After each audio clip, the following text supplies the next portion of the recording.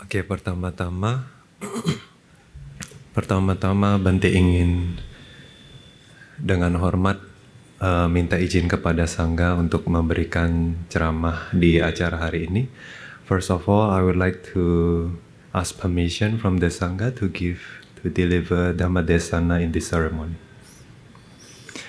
Marilah kita buka ceramah hari ini dengan melakukan penghormatan kepada Buddha. Namo tassa bhagavato arahato samma sambuddhassa. Namo tassa bhagavato arahato samma sambuddhassa. Namo tassa bhagavato arahato samma sambuddhassa.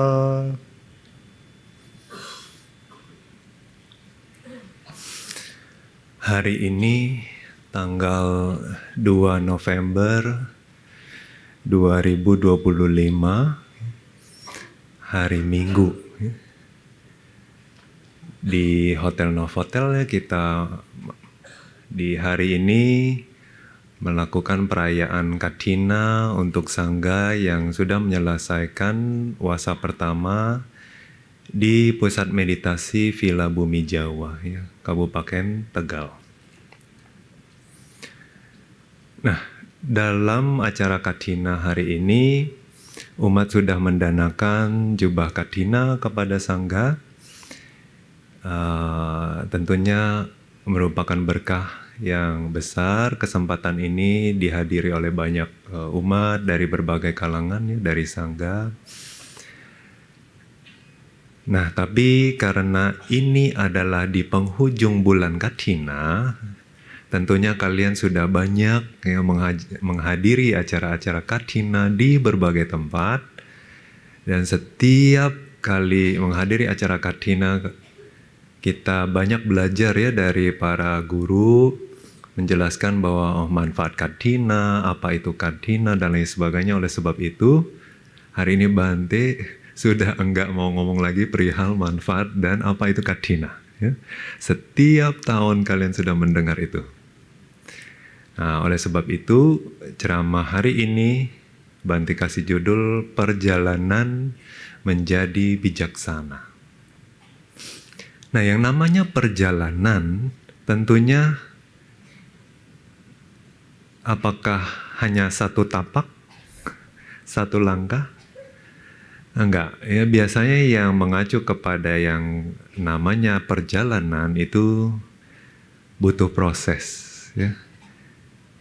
Dan yang sering kita lupa adalah butuh persiapan. Dan yang namanya perjalanan itu tidak hanya lurus, ya, seringkali berkelak-kelok. Nah, sedangkan perjalanan menjadi bijaksana tentunya juga sama dengan perjalanan-perjalanan yang lain yang membutuhkan persiapan, pengorbanan, waktu, energi, tapi buahnya adalah kebijaksanaan. Nah, oleh sebab itu, untuk bisa lebih menghargai atau lebih bisa memahami perjalanan ini, kita juga harus memahami apa itu kebijaksanaan. Apa pentingnya kebijaksanaan, apa rasanya menjadi bijaksana. Tentunya untuk memberikan topik ini, Bante merenung gitu. Apakah saya cukup bijaksana untuk mengajak orang melakukan perjalanan menjadi bijaksana? Tentunya topik ini sepantasnya sudah diajarkan oleh hanya Sama Sambuddha. Karena Sama Sambuddha lah merupakan seorang figur di dunia ini di sepanjang masanya, ya, di sepanjang ajarannya adalah sosok yang paling bijaksana, yang menjadi panutan semua biku-biku bijaksana yang pernah muncul selama ajaran Buddha. Jadi bahkan biku-biku yang bijaksana itu mengacu kepada guru sama Sang Buddha, Buddha Gautama. Nah, tapi sama Sang Buddha, Buddha Gautama sudah mewarisi ajarannya. Nah, bagi mereka yang mempelajari ajarannya, mempraktekkan ajarannya, akan mendapatkan manfaatnya. Itu janjinya.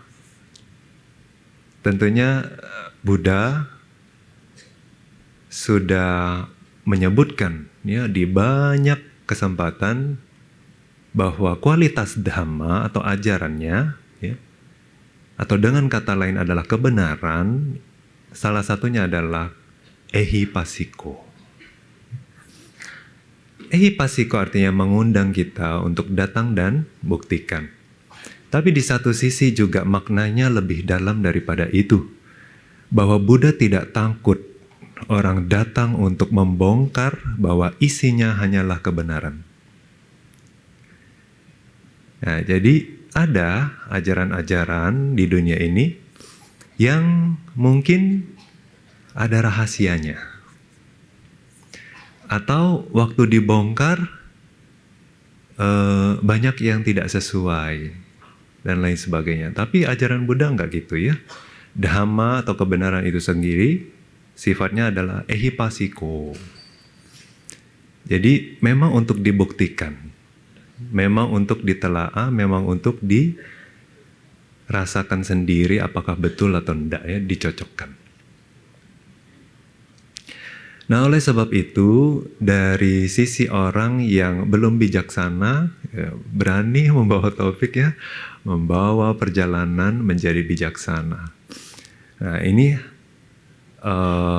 hanya sharing, ya, berbagi pengetahuan, pengalaman dari segi pembelajaran, praktek, dan diskusi banyak meditator.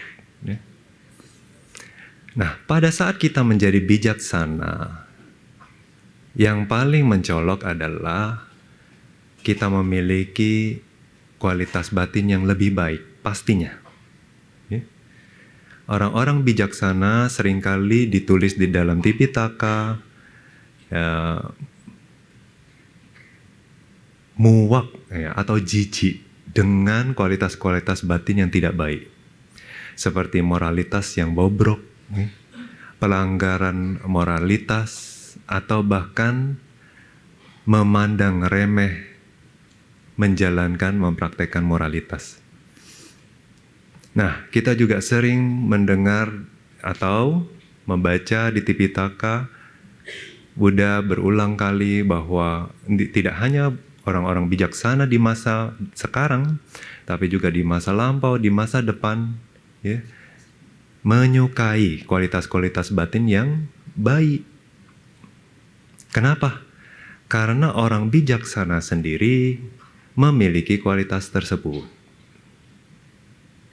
Oleh sebab itu, orang bijaksana memiliki satu syarat ya, yaitu memiliki kualitas-kualitas batin yang baik, memiliki moralitas yang baik, memiliki sedikit kotoran batin, semakin sedikit, semakin bijaksana. Nah, di banyak sutta juga Buddha bilang bahwa kadang-kadang itu seseorang memiliki benih kebijaksanaan. Namun, benih kebijaksanaan ini ternyata perlu dipoles. Dipoles katanya. Seperti orang punya penglihatan, sebetulnya normal penglihatannya. Ya tentunya ada orang yang punya mata tidak hanya normal, tapi bisa melihat jauh dibandingin orang yang hanya normal saja. Ya. Nah, itu perihal kualitas mata. Ya. Nah, dalam hal ini kita membicarakan tentang kualitas mata kebijaksanaan. Ya. Jadi mata kebijaksanaan juga seperti itu. Kalau kita punya mata kebijaksanaan, bukan berarti lalu pasti melihatnya. Ternyata ya, mata kebijaksanaan ini untuk bisa berfungsi itu debu di depan mata, ya, atau kabut di depan mata itu harus disingkirkan. Nah, seperti sebagaimana kita, kadang mata bagus, di depan banyak kabut, banyak debu, apa yang terjadi? Sulit melihat. Nah, kalau sulit melihat begitu, apa yang terjadi? Kita berusaha menginterpretasi, ya. Nah, kita berusaha mengira-ngira di depan itu ada apa, ya? Itu orang, apa pohon, nah, dan lain sebagainya. Tapi beresiko, ya. Kalau mengira-ngira seperti itu beresiko. Kita kira orang, ternyata pohon. Atau kita kira pohon, ternyata orang. Kita tabrak aja, mati orang. Nah, jadi berbahaya. Punya mata saja tidak cukup. Kita harus juga pelan-pelan berusaha menyingkirkan debu ini. Debu, kotoran, kabut. Ya, di depan mata kebijaksanaan. Nah, oleh sebab itu perlu mengembangkan kebijaksanaan yang asli, kebijaksanaan yang melihat dengan apa adanya. Karena kalau kita hanya hidup sepanjang hidup kita hanya menebak-nebak apa yang ada di depan kita, maka semakin kita hidup dalam delusi. Mengerikan, ya. Dibayangkan kalau kita sepanjang hari hanya menebak-nebak aja apa yang di depan kita itu.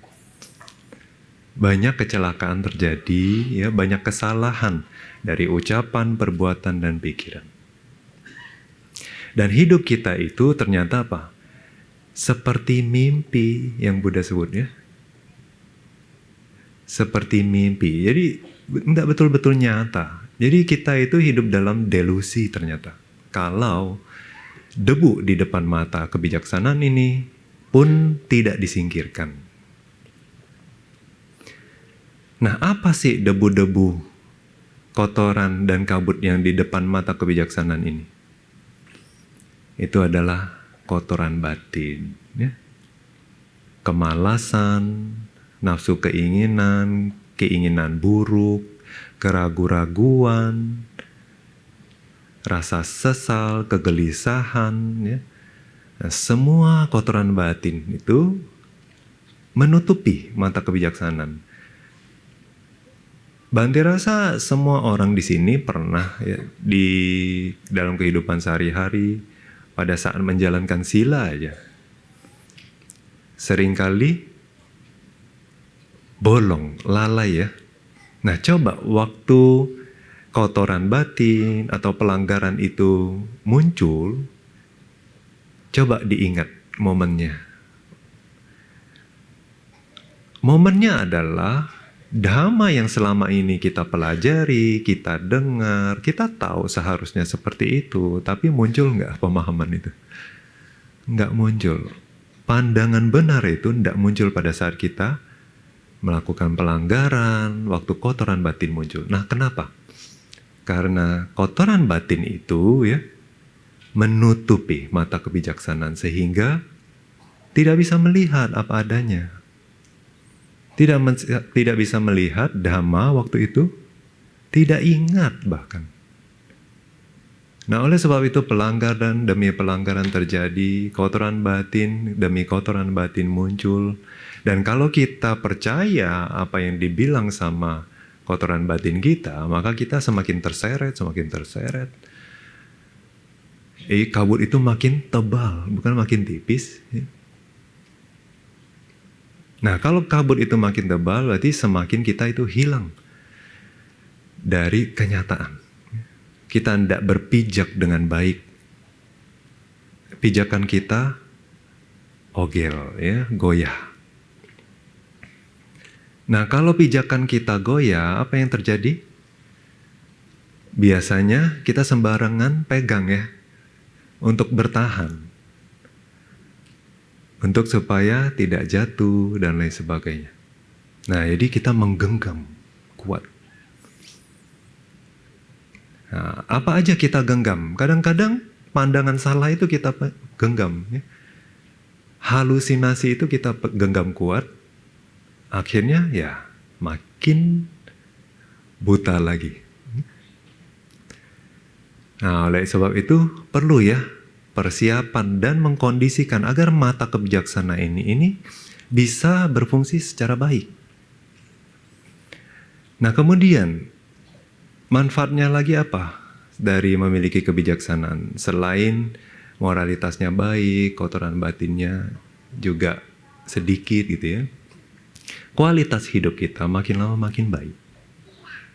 Tidak hanya kualitas hidup di sekarang aja ya, tapi bahkan kita bisa mencapai tingkat-tingkat pencerahan, betul-betul terbebas dari kotoran batin, dan akhirnya mendapatkan kehidupan yang lebih pasti, tidak terjatuh ke alam penderitaan lagi.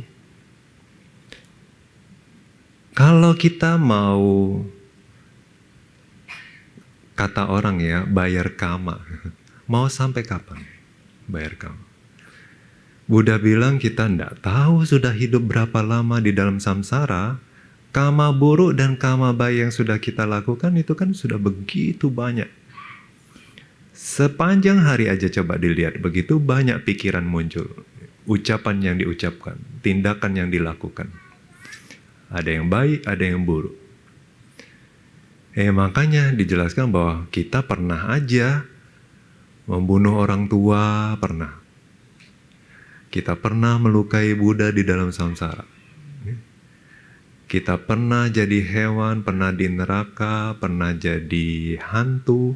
Tapi kita juga pernah sudah jadi dewa, jadi Brahma, sudah pernah.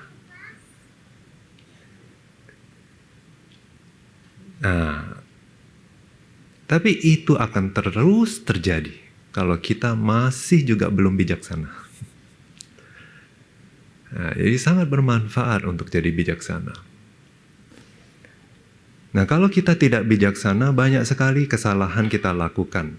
Banyak sekali sebetulnya konflik yang kita bisa hindari dalam hidup kita aja. Kita nggak usah ngomong tentang yang sudah di masa lampau, kita nggak usah ngomong tentang yang di masa depan. Di kehidupan ini saja, begitu banyak orang yang tidak bisa keluar dari konfliknya, argumen, depresi, masalah fisik dan batin karena tidak bijaksana. Jadi dengan bijaksana aja udah ringan hidup kita ini. Nah, tapi seberapa bijaksana? Semakin bijaksana semakin lebih baik. Nah, oleh sebab itu perjalanan menjadi bijaksana itu worth it. Pantas untuk dilalui. Kalau memang harus membayar, kalian mau nggak bayar supaya samsara ini pendek? Kalian mau bayar berapa? Ya, mau bayar berapa juga enggak cukup. Ya. Mau kasih satu dunia ini harta, uang, ya emas di dunia ini pun enggak bisa terbebas dari samsara. Tapi dengan menjadi bijak kalian bebas, bisa terbebas dari samsara. Dan seluruh konflik di dunia ini apa yang terjadi sih? Karena apa? Karena kotoran batin ya. Karena tidak bijak. Nah, oleh sebab itu perjalanan ini mau berapapun keluar materi, mau berapapun keluar energi dari fisik dan batin, pantas nggak untuk dilalui? Pantas nggak kita berkorban waktu dan tenaga? Nah, ini karena kebahagiaannya itu bukan kebahagiaan yang sejenak. Seperti kita makan es krim, enak, happy, dopamin naik. Seperti minum kopi, langsung segar gitu ya. Enggak. Tapi berapa lama? 2 jam, 3 jam. Habis itu lemas lagi. Bosan lagi. Pingin lagi yang lebih seru, yang lebih heboh, yang lebih seger. Nah, bijaksana enggak begitu ya. Semakin kita bijaksana, semakin kita bisa melepas, hidup kita makin ringan, happy. Ya. Nah, Bante pun juga ya, Untuk mendeskripsikan atau agar semua pemirsa di sini bisa lebih mudah memahami bagaimana perjalanan untuk menjadi bijaksana, Bante kasih contoh seperti menanam bunga. Bhawana ya,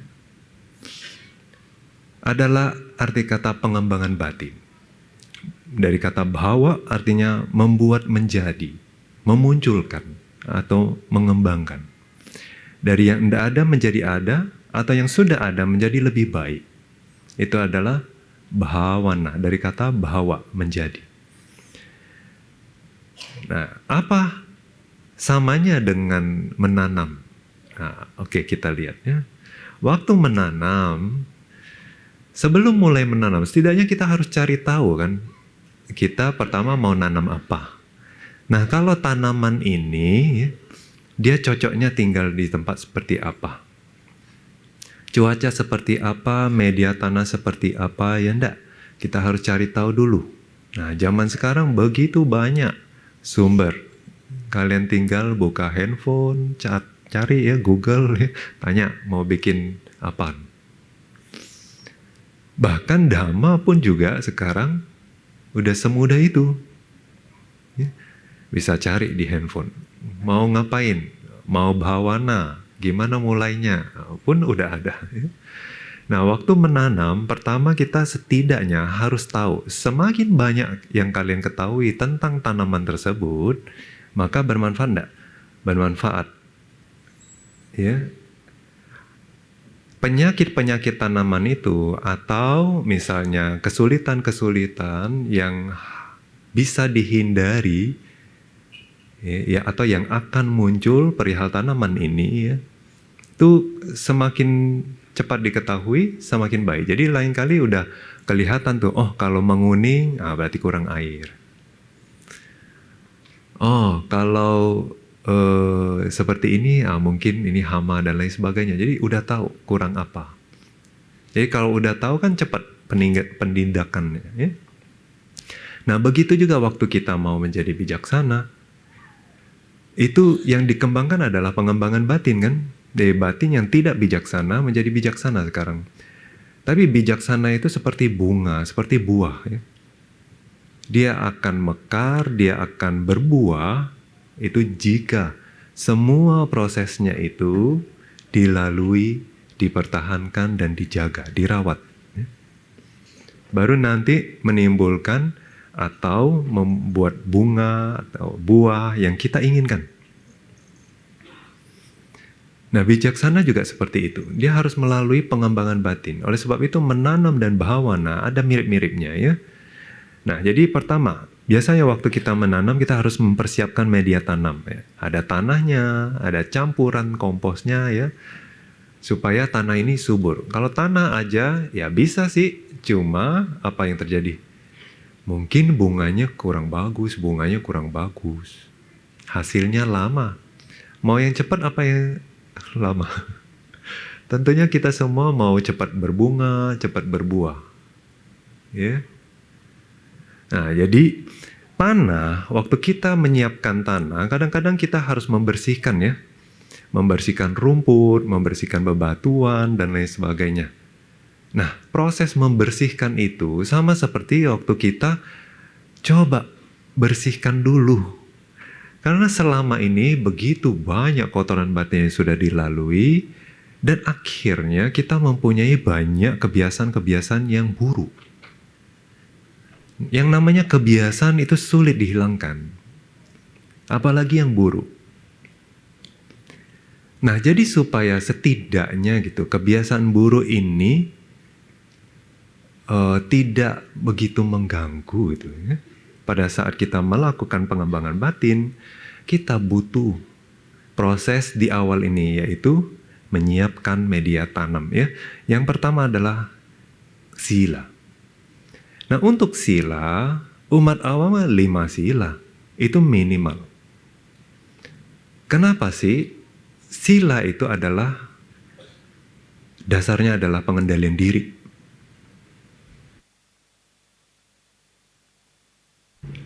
Sesungguhnya sila bisa dijalankan, sila bisa dikembangkan, atau kebajikan dari menjalankan sila itu muncul hanya jika kita ada pengendalian diri.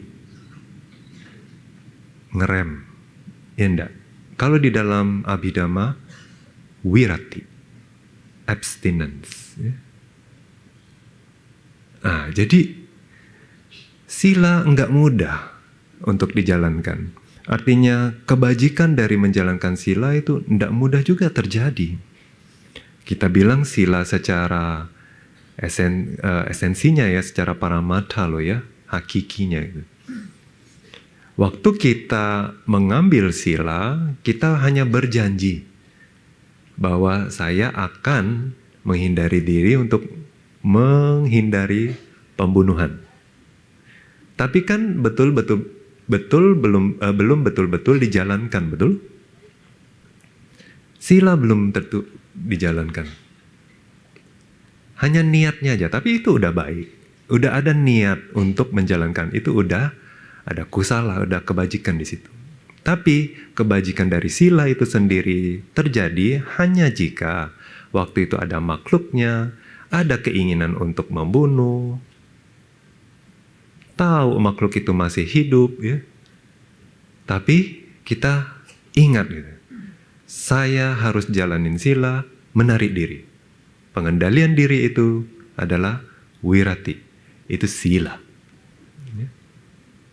Nah, jadi nggak mudah ya, menjalankan sila itu harus bertemu kondisi-kondisinya baru sila terjalani.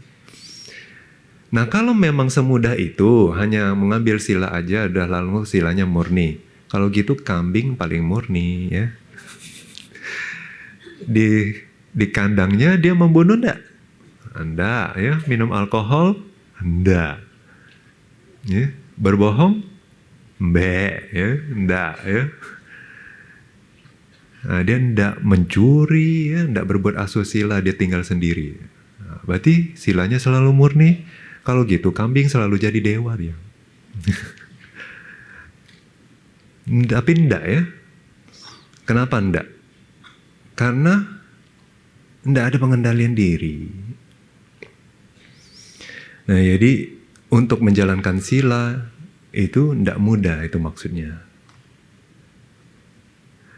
Nah, sekarang pengendalian diri itu ada risetnya loh ya.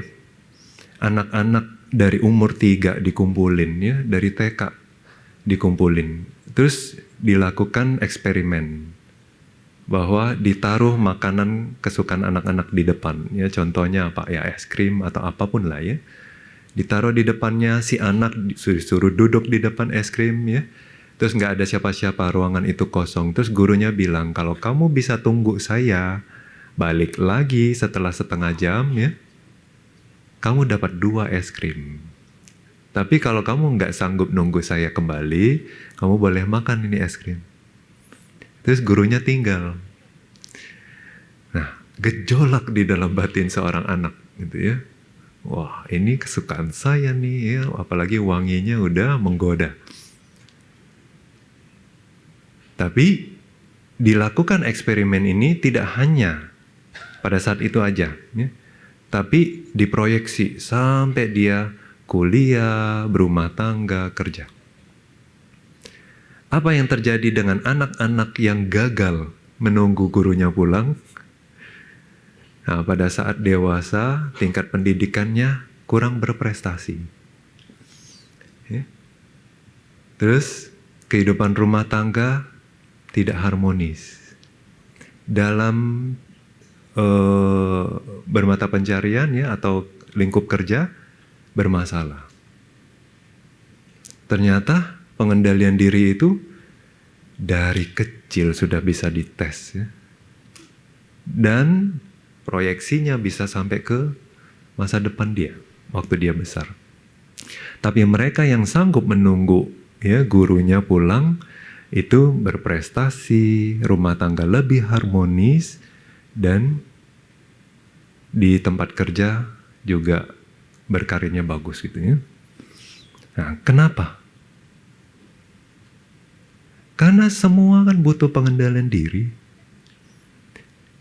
di rumah, di sekolah, di tempat kerja, di dalam rumah tangga. Anda paling tahu lah ya, di dalam rumah tangga. Tidak ada pengendalian diri, mana mungkin harmonis. Nah, cocok loh sama ajaran Buddha. Buddha pertama kali dalam perjalanan mengembangkan bhavana meditasi ya. Pertama-tama Buddha mengembangkan fondasinya yaitu apa? Sila, pengendalian diri. Nah, orang yang memiliki sila yang baik akhirnya apa? Punya potensi yang besar untuk merealisasi pencerahan-pencerahan yang tinggi. Punya potensi untuk mengendalikan kotoran batinnya, untuk mencapai tingkat-tingkat kesucian, untuk terbebas dari samsara. Nah, sebegitunya ya. Sejauh itu loh, sepele itu, tapi juga manfaatnya bisa sejauh itu. Nah, itu sebabnya ditekankan di awal, sila, sila, sila. Nah, sila ada dua. Yang pertama warita sila, itu artinya yang jangan dilakukan. Ya, seperti contohnya Pancasila Buddhis. Kalau dilakukan apa yang terjadi? Ya, selain karma buruk terjadi ya, tapi sila juga dilanggar, orang lain juga menderita. Oleh sebab itu dilarang, jangan dilakukan. Nah, yang kedua, carita sila. Itu seperti tanah plus kompos. Nah, kompos ini carita sila. Ya.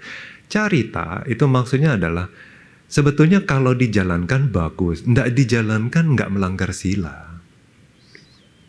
Ya, contohnya apa? Sedikit keinginan, merasa puas, mudah disokong, memiliki batin yang lembut. Nah, terus orangnya juga simple artinya sederhana, jujur, lurus gitu ya. Cara berpikirnya simple, hidupnya simple.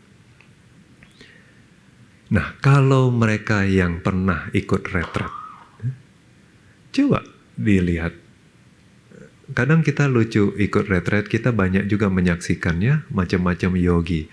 Ada yang bawa banyak sekali barang, ya. kayak mau pindahan. Tapi ada yang simple sekali. Nah, tapi kalau semakin banyak barang, apa yang terjadi? Di rumah juga ya. Kalau semakin banyak barang, banyak pikiran enggak? Banyak pikiran.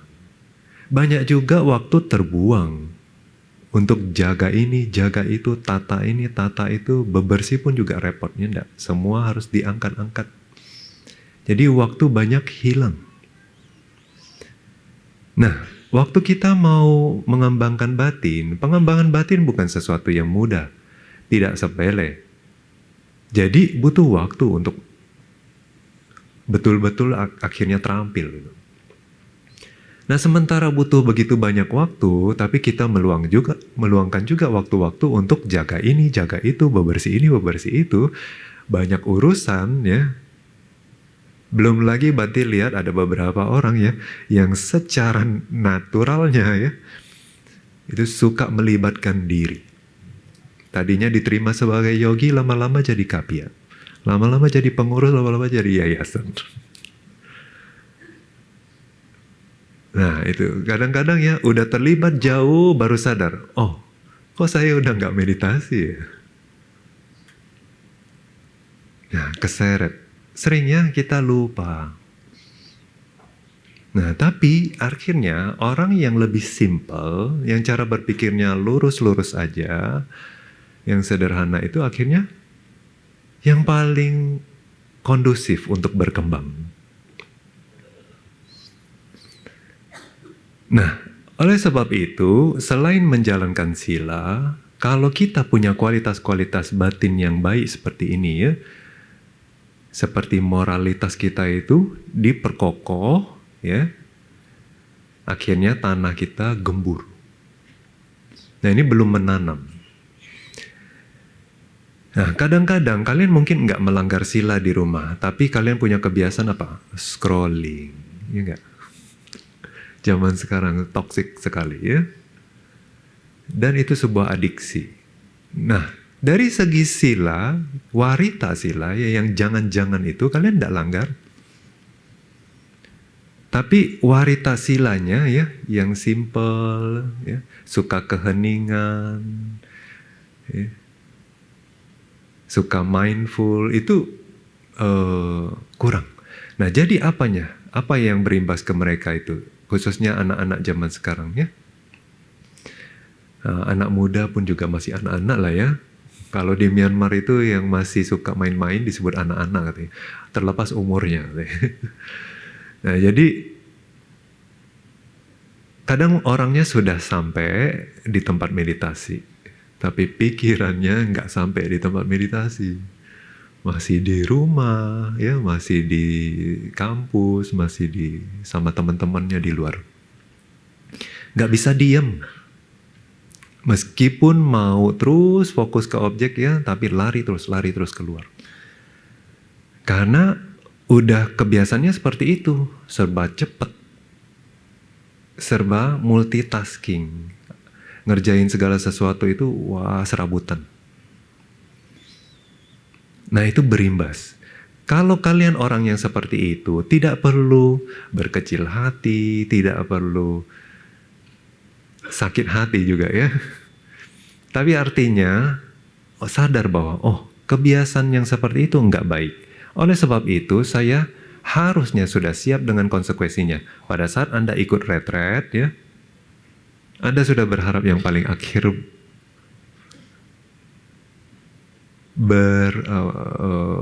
meningkat ya. Jadi kalau semua orang udah maju meditasinya ya, kita berharap ya kita yang terakhir. Karena apa? Kebiasaan kita itu udah masuk ke level adiksi. Nah, nggak apa-apa, bukan berarti nggak bisa, pasti bisa ya. Di zaman Buddha, orang gila pun bisa jadi suci loh. Ya kan? Patacari ya, dari telanjang bulat ya, sampai jadi Sotapanna, dipanggil Buddha jadi Sotapanna. Terus Bhante Anggulimala, penjahat ya, yang begitu sadis, jadi arahat. Nah, kita kan nggak separah mereka toh.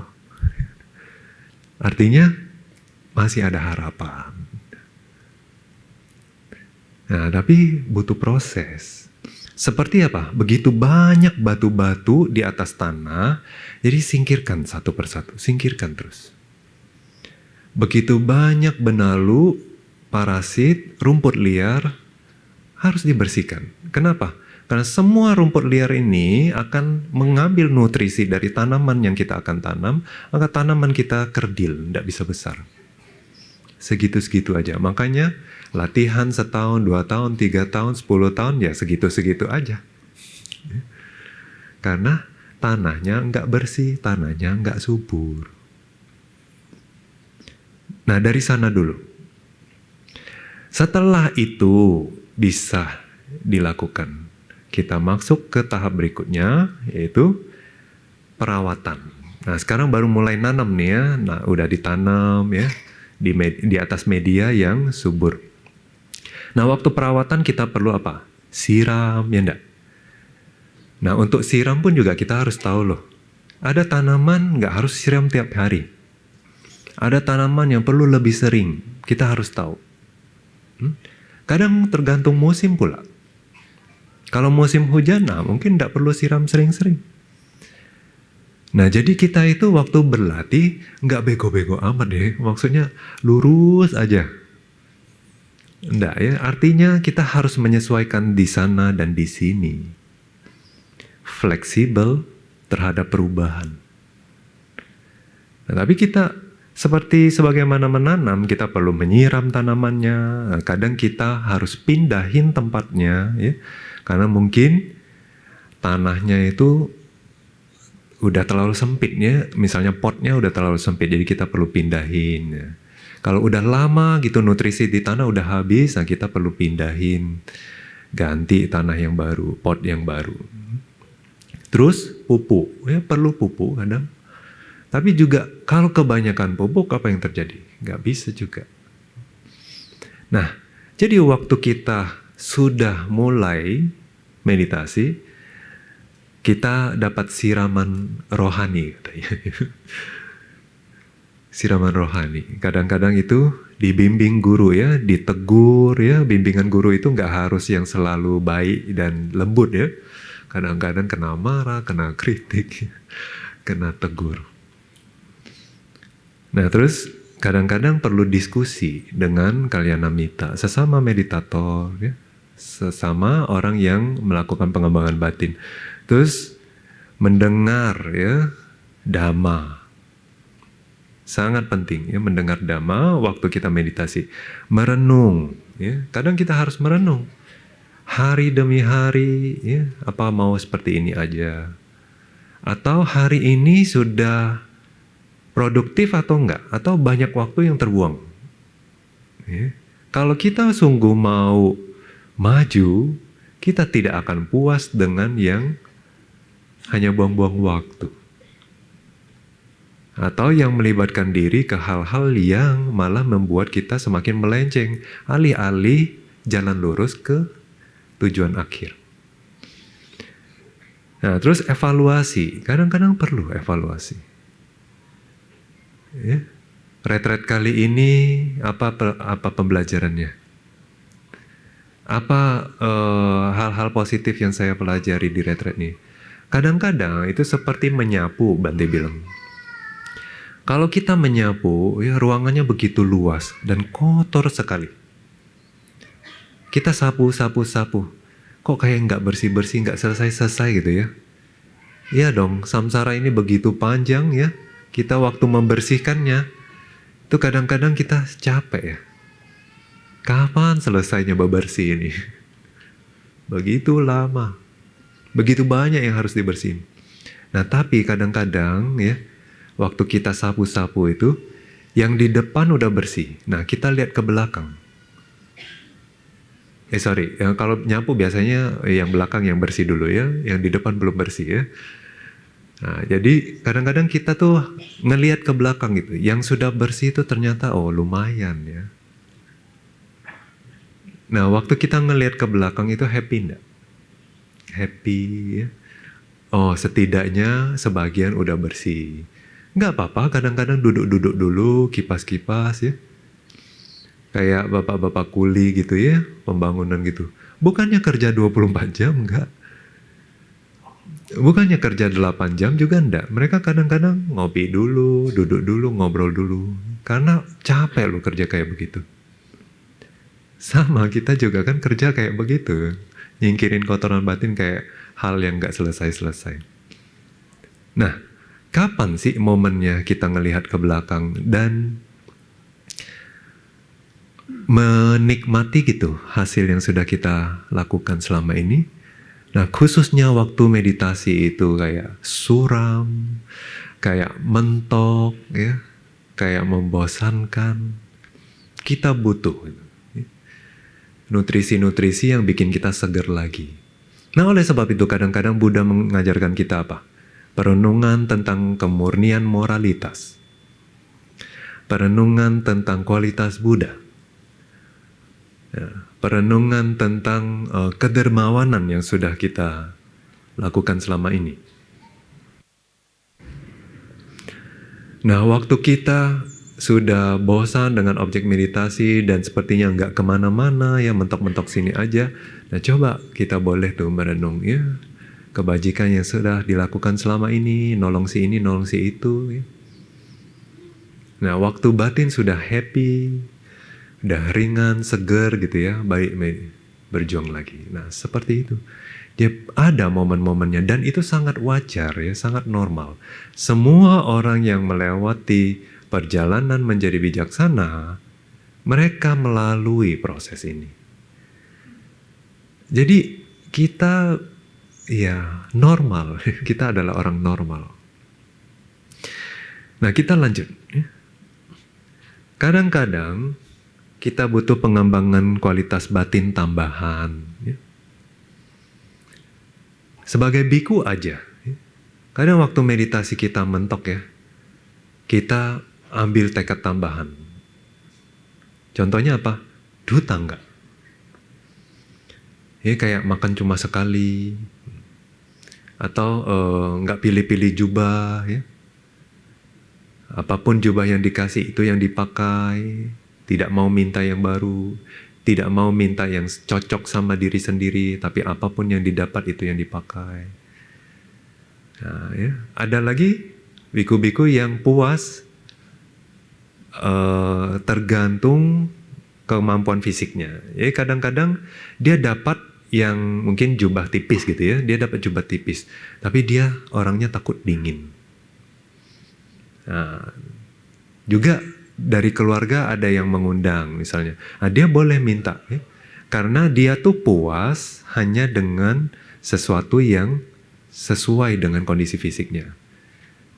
Nah, dia minta. Nah, ada yang enggak, dia puas pokoknya hanya yang dikasih. Dia tidak berusaha mencari. Ya. Kadang-kadang itu bahkan sampai berdampak ke fisiknya. Nah, ada lagi yang puas itu karena pantas nggak pantas. Ya, misalnya Bante itu junior, terus terima satu barang. Wah, barang ini kayaknya nggak pantas seorang biku muda pakai. Kayaknya Sayadaw pantas gitu ya. Nah, kualitas-kualitas tambahan seperti ini bikin batin itu tuh makin simple, hidup kita makin ringan, ya. Terus penuh pertimbangan, makin bijaksana. Nah, kualitas-kualitas batin gini bantu meditasi. Nah, kita ke berikutnya. Setelah terjadi proses seperti itu, kemudian kadang-kadang kita harus menyiang tanamannya. Menyiangi tanaman artinya ya kita harus membersihkan tanaman-tanaman liar. Ya. Terus pengendalian hama juga penting. Di dalam meditasi kita nggak selalu mulus ya. Kadang-kadang udah dapat konsentrasi, batin sudah lengket di objek meditasi ya. Apa yang terjadi? Tiba-tiba teman sekamar ngajak berantem. Kena tegur orang yayasan, nah, misalnya, ya. Atau tiba-tiba Bante ngerubah jadwal piket, bikin kesel nggak? Yang tadinya saya udah piket, tiba-tiba saya dapat lagi. Atau misalnya, tetangga saya jemur pakaian di tempat saya dan lain sebagainya. Kadang-kadang itu bikin kesel ya. Kotoran batin muncul. Ada orang suka keluar masuk kamar, keluar masuk tempat meditasi, ada yang sering buang angin, ada yang sering minum, dan lain sebagainya. Ada aja gangguan itu. Nah, waktu itu apa yang dibutuhkan? Singkirkan tanaman liar, jangan biarkan hama datang. Ya? Tolong seimbangkan batinnya lagi. Kotoran batin jangan kasih masuk. Kotoran batin jangan kasih masuk. Itu yang paling mudah adalah dengan hanya tahu objek meditasi. Itu sebabnya ya kadang-kadang kita waktu ikut retret ya guru cuma ngomong apa? Apapun masalah kita, mau pegel, mau ngantuk, mau berisik ya, mau nggak bisa tidur, guru bilang balik lagi ke objek meditasi.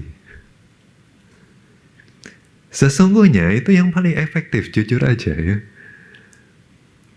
80-90% itu menyelesaikan masalah. Kalau kalian terus bisa, apapun nggak peduli, balik lagi ke objek meditasi. Beres.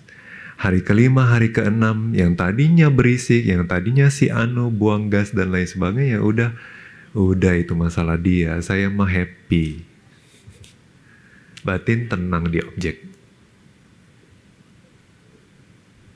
Nah, jadi itu. Tapi seringkali apa? Kita malah ngerasa bahwa, guru kok tidak berusaha memahami saya. Terus, dia ngerti nggak sih saya ngomong apa? Dan lain sebagainya. Tapi itu sebetulnya cara yang paling efektif dari pengalaman ngajar beliau. Bukannya guru tuh tidak mau mendengarkan curhatan kita, itu komplain kita. Nah, jadi coba. Kalau dicoba, jangan coba sehari aja. Coba 2 hari, 3 hari, 5 hari gitu.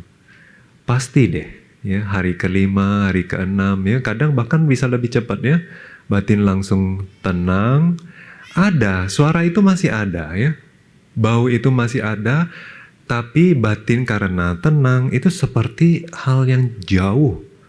Atau seperti hal yang ya seperti suara burung gitu loh, tetap berkicau tapi kita nggak terganggu. Seperti suara hujan gitu, tetap berisik tapi batin tidak terganggu. Nah yang seperti itu, seimbangkan batin. Kadang-kadang nggak semudah itu. Kadang-kadang kita harus melalui proses ya, banyak diserang. Tapi satu lagi yang efektif selain balik lagi ke objek ya, Bante kasih istilahnya apa? Pukul kepala buaya. Kalian pernah main ke time zone? Di time zone ada mainan kepala buaya nongol ya. Setiap kali nongol pukul. Nah, dimanapun mereka muncul, pokoknya tugas kita hanya pukul aja siapa yang muncul. Ya. Nah, seperti pukul kepala buaya ya, kalian jaga di batin ini, mindful aja ya. Jadi apapun yang muncul di batin Anda, jangan divalidasi, artinya jangan ada pembenaran. Jangan juga ditolak. Jangan keseret. Ya, kita harus terus punya pijakan yang kokoh, kita hanya sadari saja. Jadi misalnya muncul nih di dalam batin, oh si A itu ngomong kayak gini ke kita, tidak seharusnya dia begitu, dia sendiri gini. Nah, kita hanya sadari aja, oh dia ngomong si A itu ganggu. Nah terus kita lihat lagi, dia ngomong apa lagi. Oh kenapa kamu nggak setuju? Oh dia bilang kenapa kamu nggak setuju? Gitu, cuma gitu aja ya, jangan dijawab. Nah, pokoknya apapun yang muncul, mau kesel, mau sombong, mau iri, ya, mau nafsu, mau keraguan. Nah, keraguan itu ya yang paling mengerikan. Dia halus, tapi sangat merusak sifatnya. Kalau nafsu, keinginan, ya, marah, benci, kadang-kadang kita bisa tahan. Tapi yang namanya ragu di dalam hubungan apapun, mau rumah tangga, mau batin ke objek meditasi kita ya. Tapi kalau keraguan muncul, itu udah sulit. Misalnya ya, dalam rumah tangga, suami istri. Istri dengar kabar bahwa suami kamu itu ada simpanan di luar. Langsung, apapun gerak-gerik dia, semua mengacu kepada bahwa dia selingkuh. Keraguan. Dengan pertemanan pun juga gitu. Oh, temanmu itu ternyata ngomongin kamu di belakang gini. Semenjak ada keraguan itu, pertemanan bisa rusak. Suami istri bisa cerai, berantem. Nah begitu juga, batin kita ke objek ya. Ini nimitta bukan. Cara fokus saya sudah benar belum? Kalau muncul keraguan itu, apa yang terjadi? Mana bisa fokus lagi, mana mau melanjutkan fokus. Rusak hubungan. Tapi Bante juga ngingetin bahwa ke meditator ya, keraguan hati-hati, dia yang paling merusak di antara seluruh kotoran batin, ya. Tapi dia sangat halus. Tapi dia itu seperti sales obat, Bante bilang. Kenapa seperti sales obat? Kalau sales obat datang ke rumah, kita buka pintu dan kita tertarik, oh itu obat apa pak? Oh itu obat apa pak? Lama dia duduk sana. Enggak. Tapi kalau kita bilang, oh nggak butuh obat Pak, tutup pintu, pergi nggak dia? Pergi.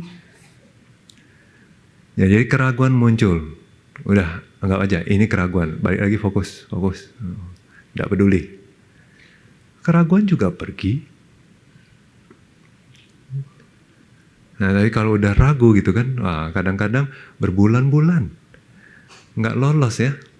Sampai kita ketemu jawabannya baru kita bisa percaya diri lagi dan lain sebagainya. Tapi kadang-kadang jawaban itu nggak selalu datang. Nah, jadi seimbangkan batin penting. Pada saat kita meditasi, dan ini sangat wajar, sangat normal itu muncul dalam meditasi kita ya. Meditasi udah bagus, tiba-tiba konflik. Meditasi udah bagus, tiba-tiba fisik drop. Kilesa muncul dan lain sebagainya. Atau guru pergi. Nggak ada guru. Ya nggak? Nah, tapi batin harus seimbang. Nggak boleh. Guru pergi bukan sesuatu yang bisa kita hindari. Bukan juga sesuatu yang kita mau. Faktor X kita bilang. Anomali. Nah, tapi yang menjadi tanggung jawab kita adalah kita tidak boleh salahkan guru. Kita tidak boleh salahkan siapa-siapa. Semakin kita salahkan, berarti kita memvalidasi kotoran batin kita. Kita semakin keseret dalam pusaran itu, dan akhirnya objek meditasi udah bye-bye. Akhirnya, kalau kita sudah lupa objek, kita tidak ada pijakan. Semakin nggak kokoh, semakin oleng.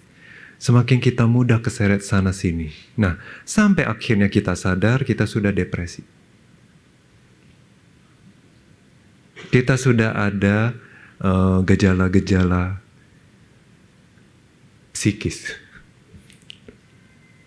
Nah, waktu itu agak susah. Nah, sebelum itu ya, obatnya apa sih supaya nggak ada gangguan mental? Punya pijakan yang kokoh. Mindful. Mind, pikiran. Full, penuh. Nah, pikirannya penuh. Tapi ada objek, harus ada objek. Nggak ada objek, hanya berkeliaran, ini, itu, ini, abis ini, itu. Nah, batin lama-lama gelisah, nggak terkendali. Awalnya nggak bisa tidur, lama-kelamaan nanti makin banyak gangguan fisik dan batin ya. Nah, kita lanjut. Tapi itu normal ya. Artinya kadang-kadang pijakan kita itu ogel ya, itu normal. Tapi oleh sebab itu, jadi kalau itu terjadi harus pijakannya diperkokoh. Ya. Jangan keseret di kotoran batin itu, jangan keseret pusaran pikiran itu, harus pegang objek. Setidaknya ada sesuatu yang disadari, dipegang. Nah, baru kalau kita sabar ya, itu aja kita jalanin. Mustahil tidak berhasil. Mustahil, Banti bilang berhasil itu apa dulu ya? Ada orang yang berhasil itu udah nibbana dan lain sebagainya, itu nanti dulu lah ya. Artinya berhasil melewati konflik demi konflik. Nah, itu dulu. Kadang-kadang ekspektasi kita yang terlalu tinggi membuat kita apa? Jadi mudah marah, jadi mudah bernafsu, jadi mudah muncul kotoran batin. Coba deh, kadang-kadang kita merenung dalam hidup. Kenapa sering kecewa? Kenapa sering sedih? Kenapa sering marah? Karena ekspektasi yang tinggi. Karena ada sesuatu yang dipegang, satu idealisme, atau semakin perfeksionis kita, semakin parah kondisi batinnya. Semakin dipegang kuat. Ya, maaf ya Banti, cuma sharing aja ya. Enggak semua seperti ini, tapi Banti ngelihat ada polanya, ya kayak secara akademis, bagus atau bahkan sempurna, waktu meditasi sulit. Kenapa? Makanya sering muncul pertanyaan ke guru-guru meditasi, baiknya belajar dulu atau meditasi dulu? Sebetulnya enggak apa-apa belajar dulu. Mau meditasi dulu juga boleh, bisa. Nah, tapi kadang-kadang itu ya, kalau secara akademis terlalu bagus atau terlalu sempurna ya, itu tercermin dalam sifatnya. Orangnya standarnya tinggi. Sebetulnya bukannya enggak memahami instruksi meditasi, bukan. Tapi terlalu berambisi. Jadi usaha yang dikerahkan terlalu besar, terlalu ngotot. Karena berpikir bahwa selama ini mencapai dalam keduniawian, prestasi akademis, karir ya, itu semakin saya berusaha, semakin saya mencapai. Tapi dalam Dhamma tidak bisa gitu.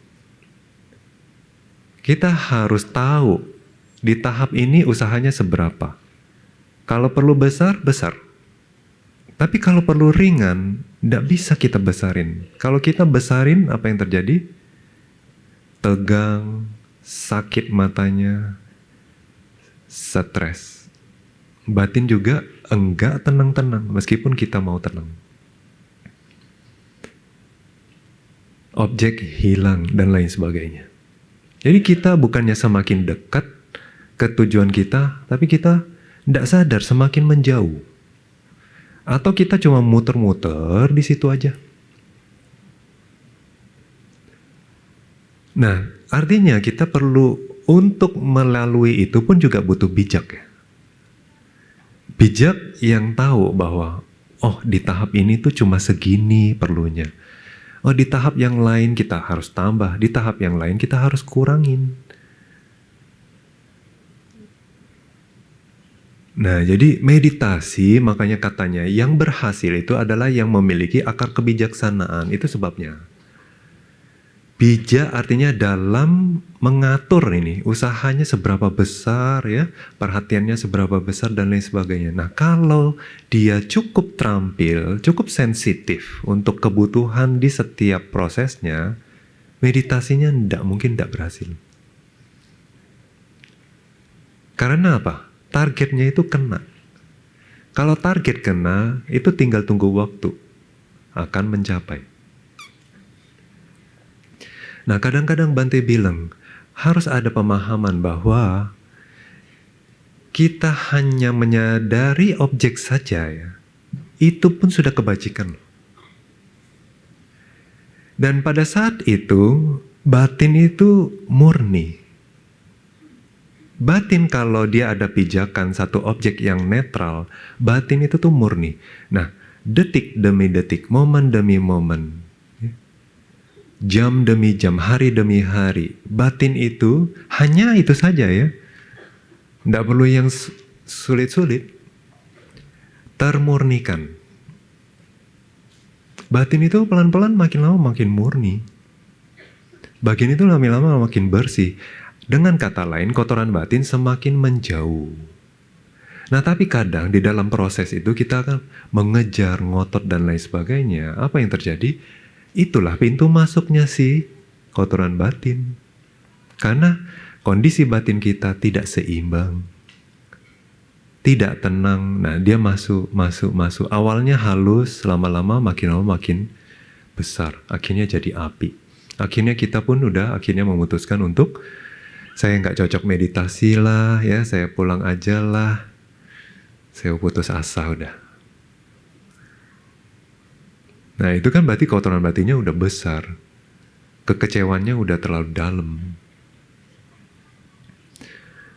Nah jadi perlu ya di dalam proses itu untuk menghargai bahwa setiap momen itu berharga, setiap momen adalah kebajikan, setiap momen terjadi pemurnian batin, batin makin lama makin bersih. Nah kalau itu saja dijalanin ya, detik demi detik, hari demi hari ya, pasti Anda langsung mendapatkan manfaatnya. Batin lebih tenang, Anda juga berpikir lebih jernih, kotoran batin lebih mudah dikendalikan atau bahkan jarang muncul. Itu aja udah cukup baik untuk kita. Karena kalau dibandingin keseharian kita, ya, wah, mana ada momen-momen yang batin bisa tenang seperti itu? Ada momen sehari aja kayak gitu, itu udah happy. Nah, jadi perlu juga menghargai keheningan batin. Semakin batin sudah ngerti targetnya, semakin mudah itu dicapai oleh batin. Itu pun ada loh risetnya ya. Kalau kalian bahkan tidak ada planning, tidak ada vision ya, tidak tahu mau kemana atau bisnis ini mau diarahkan kemana, hidup kalian mau ngapain, perjalanan itu kan makin berliku-liku. Keseret pun nggak tahu. Jadi buang waktu percuma kadang nggak sadar. Nah tapi kalau kita tahu jelas sasaran kita apa, batin kan cenderung ke sana. Nah begitu juga pada saat meditasi. Kadang ada momennya, hening batin udah ya. Edukasi batinnya waktu itu. Nih yang seperti ini yang kita mau. Kenapa? Supaya dia tahu, oh ini toh target kita. Ini toh tujuan kita. Kalau dia udah ngerti, dia bilang, kita tambahin lagi, nikmat kan? Nah kalau dia udah ngerti, oh ya nikmat. Dia cari yang seperti itu. Dia nggak mau lagi yang ribet-ribet, yang panas-panas, yang aktif-aktif, gelisah-gelisah. Nah itu lebih mudah batin diarahkan. Nah oke, tahap berikutnya. Panen bunga. Waktu batin sudah terkondisi seperti itu, semakin mudah untuk dijinakkan, semakin mudah untuk diarahkan ke objek meditasi.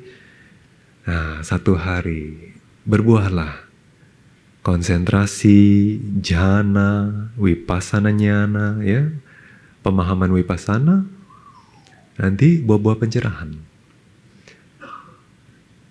Ya, belum sampai di situ, lanjut. Ya. Ternyata pas meditasi pun ada musimnya ya. Seperti menanam bunga ada musimnya. Oke kita lanjut. Musim semi. Di musim semi semuanya indah ya. Nah meditasi itu kadang enak gitu meditasi. Kayak tidak ada halangan, lancar-lancar aja ya. Semuanya kondusif, meditasi mudah.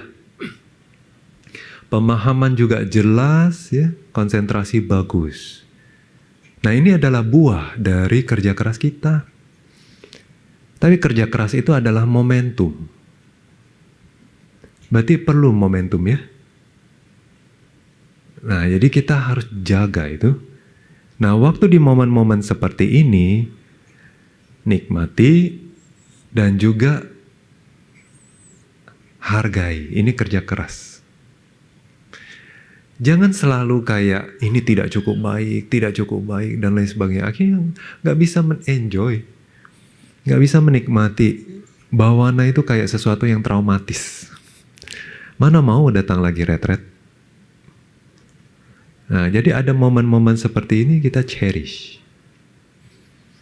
Nah, tapi musim semi pun akan berlalu. Berikutnya, datanglah musim panas. Pas musim panas apa? Panas ya nak? Kilesa muncul ya. Muncul masalah, konflik, kesalahpahaman, gangguan eksternal. Banyak yang bikin stres, tidak nyaman. Kadang itu muncul internal. Kadang itu muncul eksternal. Kadang kita bingung. Waktu kita sudah terus di objek meditasi. Kenapa kok bisa muncul nafsu ya? Kenapa tiba-tiba dongkol ya, dongkol banget gitu, rasanya kayak meditasi tuh kayak ada yang mau meluap. Bante bilang sering kali usaha kebesaran. Nggak sadar usahanya kebesaran. Biasa kalau usaha kebesaran ya, dalam tahap ringan dan biasanya kalau udah terjadi untuk waktu yang cukup panjang, itu manifestasinya di dalam batin seperti apa? Sumpek, kayak udah penat gitu meditasi itu. Kadang bahkan rasanya seperti sesak napas. Nah itu, kadang bosan. Ya. Nah dari sana masuk tuh kemalasan dan lain sebagainya. Semua kotoran batin pelan-pelan masuk. Nah jadi kalau udah panas seperti itu gimana? Ya sebagaimana kalau kita di musim panas ya, ya panas jangan semakin dipanasin. Ya kita makannya yang adem-adem, konsumsi minum yang adem-adem gitu ya.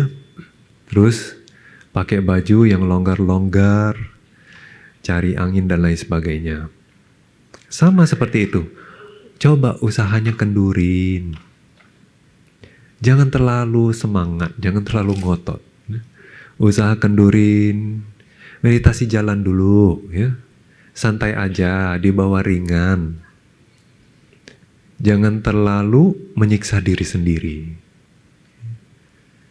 Nah, kadang baca buku dulu, buku dhamma ya. Kadang untuk kasus-kasus tertentu kita bilang apa? Oke, refreshing dulu. Untuk biku kadang-kadang kita pindah wihara dulu. Atau pergi ziarah dulu. Ya. Nah, itu refreshingnya biku. Tidak. Nah, jadi waktu meditasi itu, tapi musim panas ini sesuatu yang wajar. Sebagaimana musim kita nggak bisa hindari. Tapi begitu juga waktu kita ngejalanin musim demi musim, kita perlu persiapan ya. Nah, jadi kalau musim panas mau datang, kita udah siap-siap. Artinya apa? Kita sensitif. Zaman sekarang musim udah nggak datang sesuai waktu. Ya. Oleh sebab itu kita harus lihat gejala-gejalanya. Oh ini mah musim panas sudah datang nih.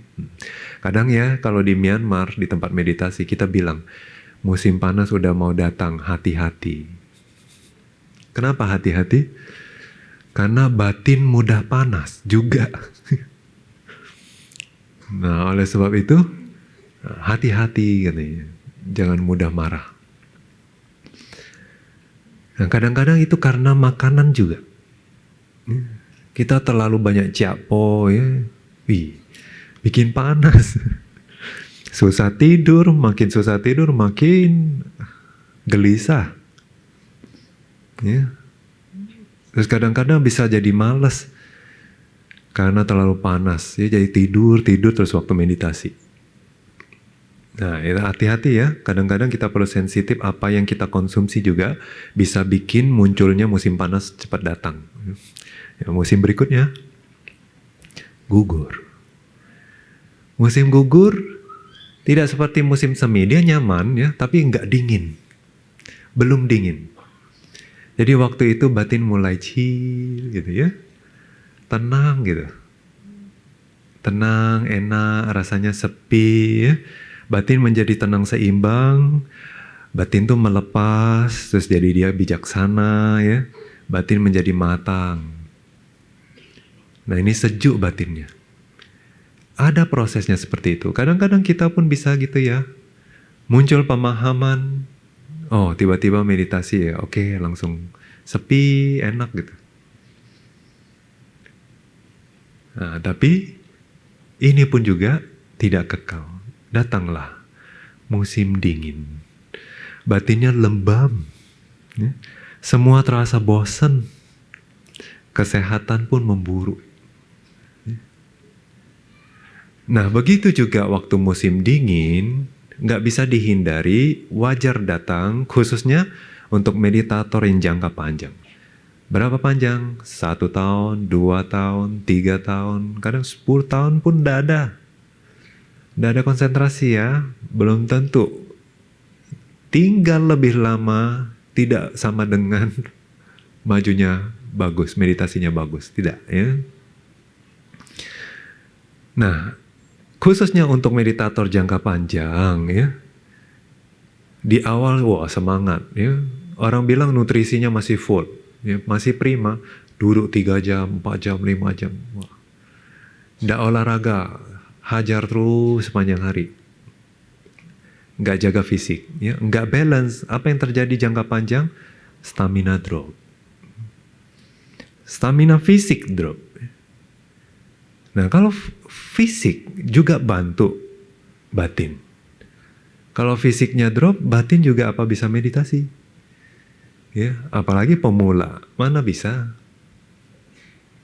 Nah, jadi kadang-kadang itu kita perlu seimbangin. Kalau musim dingin datang, kita harus makan yang panas-panas. Kita harus pakai baju yang tebal. Kita harus nyalain kompor, nyalain api, nyalain pemanas, dan lain sebagainya. Ya, kadang-kadang kita nggak boleh mandi, betul nggak? Nah, waktu meditasi juga kadang-kadang ya. Ya kita harus tahu, kita harus sensitif. Musim dingin datang, pun jadinya harus semangat. Nggak boleh malah di-entertain, ya, diikuti. Nah itulah, di dalam proses menjadi bijaksana ya, banyak lika-likunya. Nah, kadang kita butuh kalyanamita sesama meditator untuk saling menyemangati. Kadang kita butuh guru ya, untuk menyemangati, meluruskan lagi jalan kita.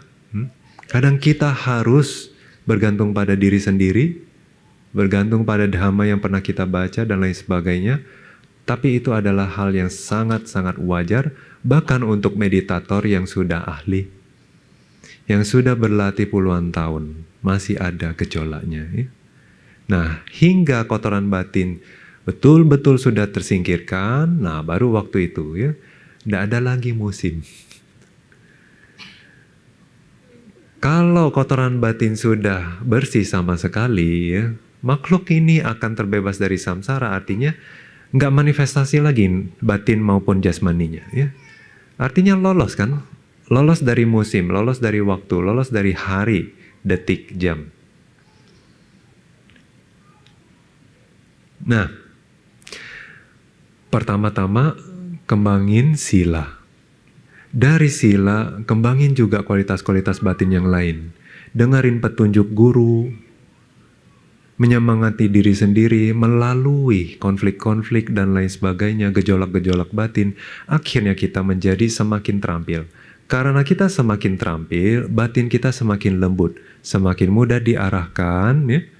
Akhirnya kita mendapat konsentrasi.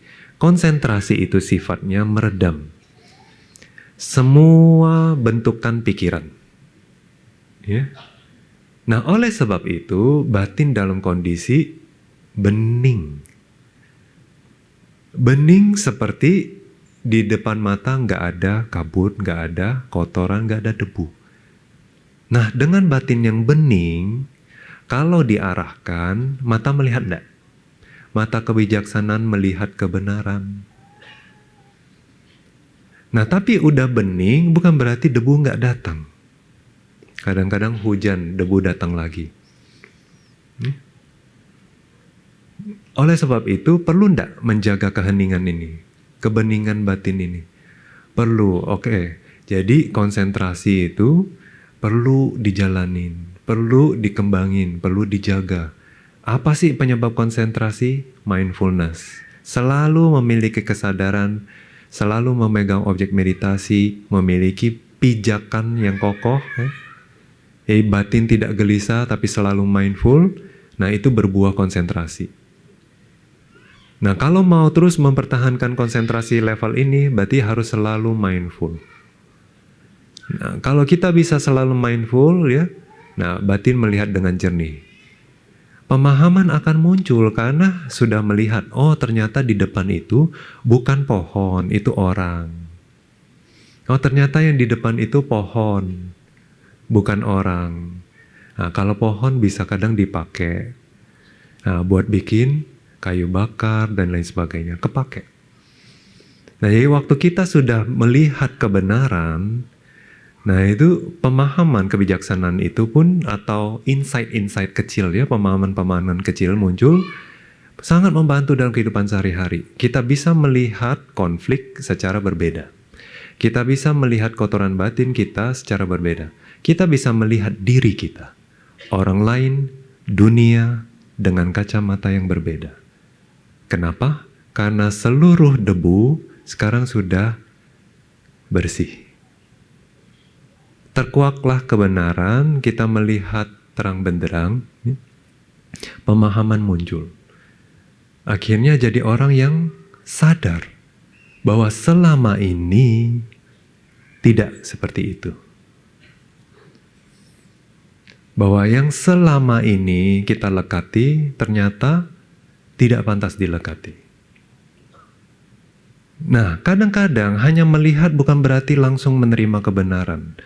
Batin selama ini sudah kotor, batin selama ini sudah menikmati tidur lelap ya, dengan mimpinya itu ya.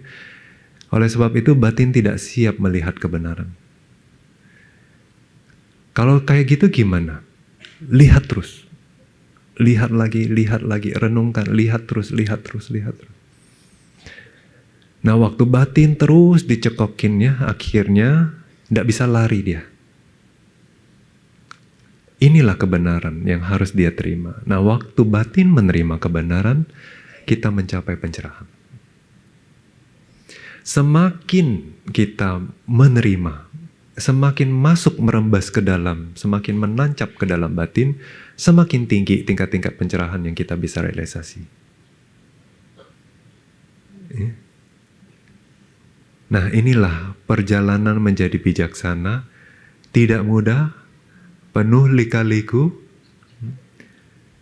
tapi lika-liku itu adalah sesuatu yang wajar. Itu pertama, bahwa kita tidak sendiri melalui itu. Semua orang yang sudah berhasil melalui perjalanan ini, semua melalui itu.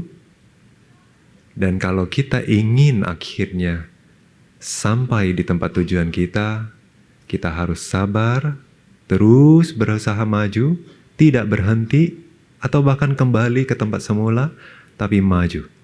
Nah, dengan demikian kita akan mencapai tujuan kita masing-masing. Perjalanan menjadi bijaksana selesai sampai di sini. Sadhu, sadhu, sadhu.